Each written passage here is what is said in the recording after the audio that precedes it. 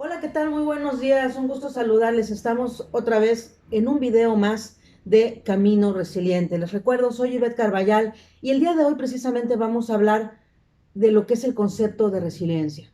Porque obviamente empezamos con los videos y empezamos de la mano con estas tradiciones de las fiestas decembrinas, nos abocamos más a hablar de situaciones que tienen que ver precisamente con las fechas pasadas y de alguna u otra manera como que quedó por ahí pendiente el platicar por qué se le llamó a este espacio Camino Resiliente. Y obviamente viene desde el concepto, desde lo que es la resiliencia, que además a mí se me hace un concepto interesante.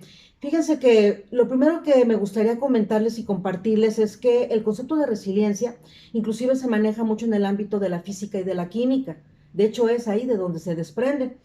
Me llamó mucho la atención porque se le empieza a llamar resiliencia en el ámbito de la física y la química a la capacidad que tiene el acero de volver a su estado o a su forma normal, a pesar de las transformaciones que pueda sufrir o inclusive del esfuerzo que se haga porque el acero cambie y se transforme.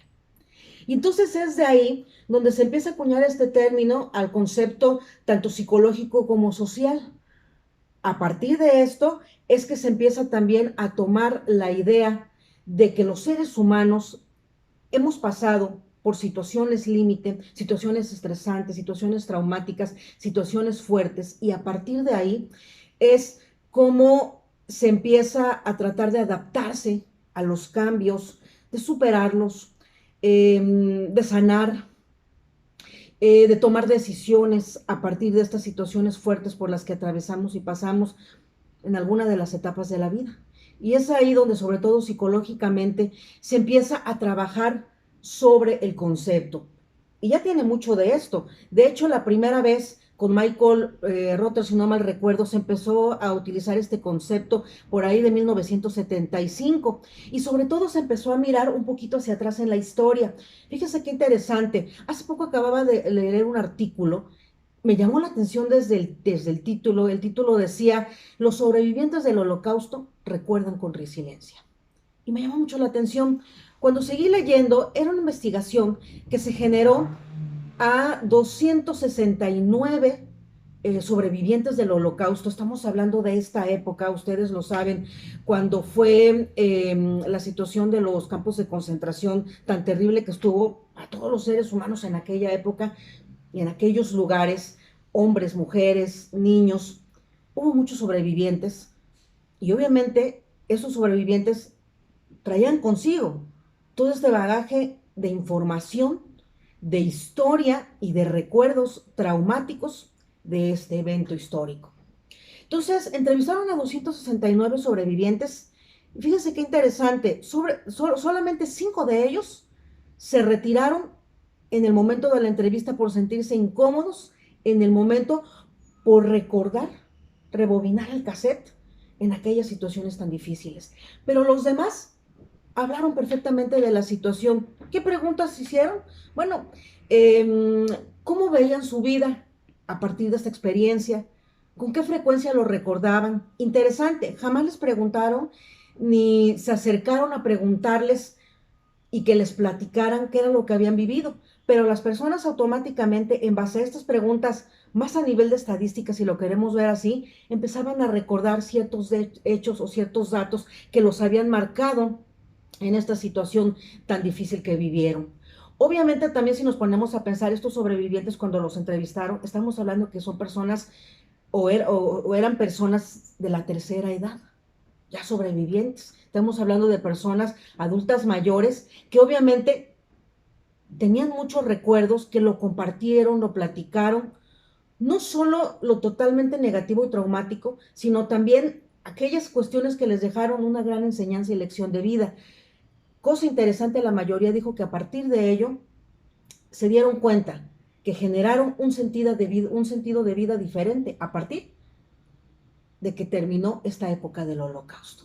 Y de ahí empieza a desprenderse muchas de estas situaciones alrededor del tema de la resiliencia. Una de las personas, de los sobrevivientes del holocausto, y que además se conoce como el padre de la logoterapia, es precisamente Víctor Frank. ¿no? Y uno de sus libros, obviamente, base es El hombre en busca de sentido, y él ahí precisamente narra lo que vivió estando dentro, preso, todas las injusticias, todo lo fuerte que vivió a través de ese proceso, y él siempre decía, si algo yo aprendí de este tiempo es que generalmente allá nos querían quitar el espíritu de lucha, el espíritu de vida, el querer carecer completamente de fe, pero también me di cuenta que si yo lo permitía, o si las demás gente lo permitían, eso se lograba. Pero si yo me oponía y pensaba en mis recuerdos, en mi gente amada, en mi fe, yo lograba salir a flote cada día. Y he aquí que nos contribuyó grandemente, sobre todo al área de las sociales, de la psicología, precisamente con lo que es la logoterapia, que la logoterapia significa precisamente sentido de vida.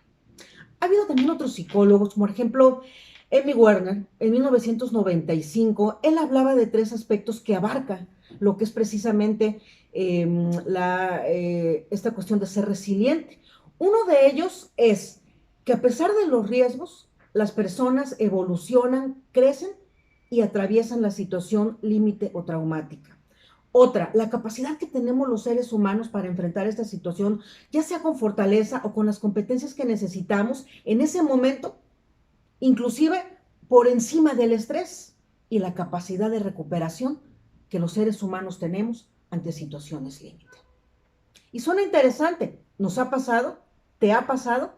Porque definitivamente el común denominador de los seres humanos hemos pasado por pérdidas físicas, de trabajo, hemos cerrado ciclos emocionales con las parejas, hemos pasado tal vez por el proceso de nido vacío, cuando dejamos volar a los hijos, amigos llegan, amigos se van, nos tenemos que desprender inclusive, ¿cuánto nos cuesta, sí o no? Desprendernos de prendas físicas que nos gustan, que se nos hacen muy ricas, kinestésicamente hablando, y que también cuando tenemos que soltar, nos duele y tenemos que pasar por todo un proceso. Hoy en día, el ser humano, vivimos con mucho estrés y de alguna u otra manera, a pesar de ese estrés, tenemos que darle frente a las circunstancias, por el trabajo, por la demanda de los resultados, por las cuestiones económicas, por querer dar un futuro y un bienestar específico a los hijos, a los padres. Nos preocupa la salud propia de nuestros seres queridos. Y todo eso, si se dan cuenta, tal precisamente como lo dijo este psicólogo, de alguna u otra manera, a pesar de las circunstancias, poner un ejemplo, cuando tenemos un familiar enfermo, obviamente nos pega a darnos cuenta que nuestro ser querido se está desgastando, que nuestro ser querido necesita de una medicina, de una cura.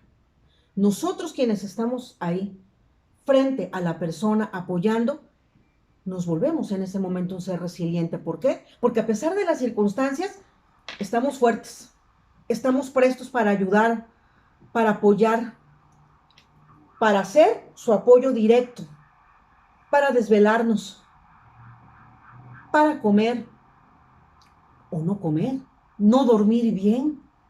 Y aún así, estamos con la pila puesta cada una de las horas, de los días y de los minutos que pasamos con nuestro ser querido. Y después de eso, pasa por la parte más fuerte de la recuperación nuestro ser querido y todavía viene nuestro proceso de superación y de recuperación.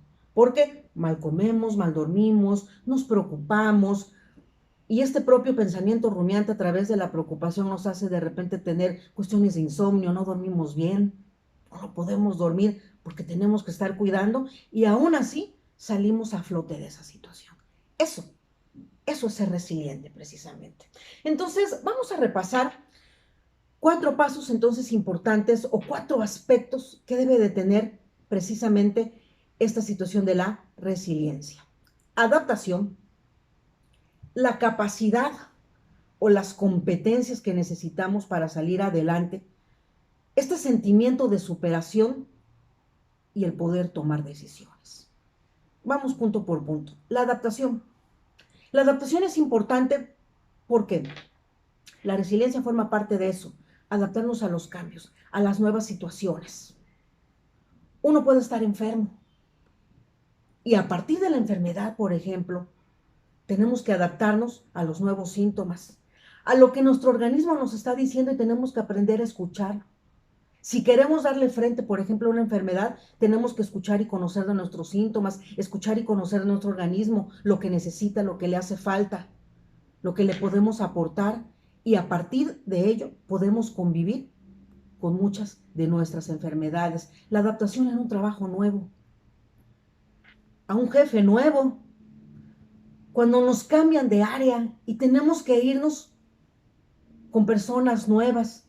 Esto pasa hoy en día y fíjense que inclusive en las escuelas en muchas de las escuelas hoy en día están proponiendo, y ya lo están haciendo, el cambiar a los chicos cada año o cada semestre de salón.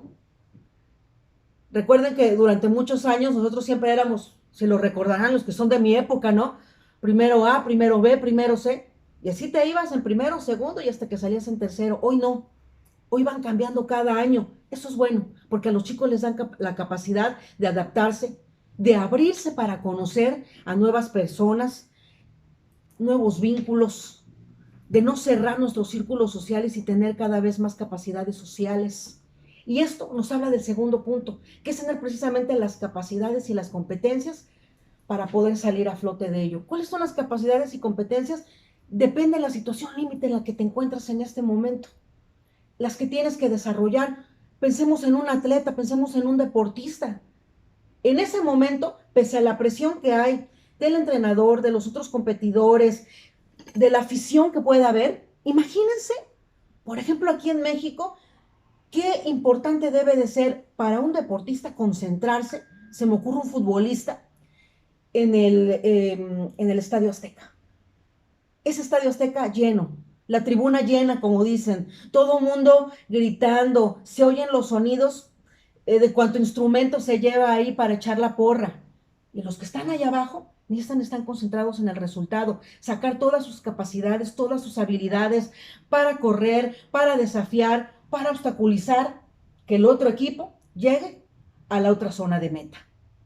Eso es precisamente mantener la competencia y la capacidad a pesar de la situación o las situaciones estresoras. El afán y deseo de superación que va de la mano precisamente con el sentido de vida, un concepto que también yo espero lo podamos platicar más adelante. Siempre que pasemos o estemos en una situación límite, a partir de ello nos abre una ventana a lo que van a ser las nuevas situaciones para nosotros. Porque ya lo decía, por ejemplo, Facundo Cabral, él lo decía en su reflexión, que se la recomiendo mucho, no estás deprimido, estás distraído. Una de las reflexiones decía, por ejemplo, si tienes cáncer, pasan dos cosas. Puede que lo superes o puede que no. Si lo superas, decía Facundo Cabral, te vas a convertir en una mejor persona. Vas a ver la vida de una manera diferente, vas a querer disfrutar cada instante a tus seres queridos, vas a querer disfrutar y agradecer de tu trabajo, de la condición cada vez mejor que tengas físicamente hablando. Si no lo superas, decía Facundo Cabral, también va a ser bueno, porque finalmente decía, te vas a librar del equipo que en ese momento también pudiera ser tan molesto. Tengo frío, tengo hambre, tengo sueño, tengo sed. Suena fuerte, pero finalmente es con la perspectiva y la actitud con las que veamos las situaciones. Y a partir de ello, tomar un sentido de vida diferente. Si salgo avante, ¿qué quiero proponer a partir de esto? Pues en la investigación que les decía hace un ratito, muchos de los sobrevivientes decían que a partir de que salieron de esta situación tan traumática del Holocausto, ellos decidieron aportarle al mundo a través de sus experiencias, de pláticas, de conferencias, de libros, a sus seres queridos, dedicarse a lo que les gustaba y que no era precisamente lo que estaban haciendo antes de entrar a esos campos de concentración. Qué interesante, ¿no? Y finalmente, el tomar decisiones. El tomar decisiones es tan importante en estos momentos porque en la situación de límite muchas veces nos paralizamos, no sabemos qué hacer, generamos incertidumbre sobre todo, generamos miedo, preocupaciones. Y la realidad es que es en ese momento donde más acción debemos de tomar. Podemos hacer un alto, podemos analizar los pros y los contras, todo lo que tenemos, como decíamos en el punto anterior, aquellas capacidades, aquellas competencias, aquellas redes de apoyo. Y a partir de ahí, empezar a tomar acción, a tomar decisiones. Y además, lo decía en el último video, estamos empezando un año, donde cada año siempre empezamos con propósitos, pero eso no es suficiente. Además de los propósitos, tenemos que empezar a tomar decisiones para que cada uno de estos propósitos vayan tomando su forma y logren llegar a un feliz término, o cuando menos logremos avanzar y seguir aprendiendo de cada día y de cada lección que nos dé este avance de vida. He ahí la importancia de ser resiliente y he ahí el por qué este canal precisamente se llama Camino Resiliente, porque al final del día todos los seres humanos en algún momento hemos pasado, o en alguna etapa de la vida pasaremos por una situación límite, por una situación estresante, por una situación fuerte, y siempre es importante recordar que tenemos la capacidad de adaptarnos, de superarnos, de mantener nuestro potencial y de tomar decisiones para salir adelante. En nuestras manos está. Dijera Jorge Bucay, porque la vida no admite representantes, el único que puede hacer por ti lo que necesitas y deseas, eres tú mismo. Y esa es una de las reflexiones, creo, más importantes de lo que es la resiliencia. Pues bueno, es un gusto haber compartido este espacio con ustedes. Por favor, no se olviden, si les gustó este video, aquí abajito, denle like, denle me gusta. Seguiremos viéndonos más adelante con nuevos temas interesantes. Por ahora, desde un principio, yo sé que tal vez les robó por ahí la mirada precisamente esta rosca. Estamos precisamente a un par de días precisamente de conmemorar el 6 de enero, donde es parte de la tradición partir la rosca, ¿ok? Y cada vez que partimos la rosca, podemos tener la suerte de encontrarnos con un muñequito, con un bebecito, que simboliza precisamente al niño Dios, y que muchos precisamente en este proceso resiliente lo simbolizamos como bendiciones. Entonces, hoy lo quise traer precisamente a este video para compartir con ustedes el momento de partir la rosca aquí en Camino Resiliente con un rico cafecito. ¿Qué les parece? Por favor, espero también sus recomendaciones, sus sugerencias de temas. Estoy abierta, estaré leyéndolos y de verdad, muchas gracias por este espacio. Vamos a partir esta rosquita con este cafecito porque aquí en Jalapa hoy se siente mucho frío. Los días pasados hizo bastante calorcito para hacer inicio de año, pero hoy sí se nos vino el frío. Con el tradicional chipi chipi y la neblinita de Jalapa, hoy comenzamos el día. Entonces, qué mejor día que se presta para partir esta rosca con este cafecito. Vamos a ver, voy a elegir y ustedes me acompañarán a darnos cuenta. ¿Qué creen? Creo que sí me tocó muñeco. Bendición. Vamos a ver. Ay, ¿me permiten? Si me lavé las manos. Va. Au. Es que sí me tocó muñequito, me tocó niño Dios. Aquí está. Bendición que comparto con ustedes. Bendición para este canal, Camino Resiliente, con un rico pedacito de pan. Provecho. Hasta luego.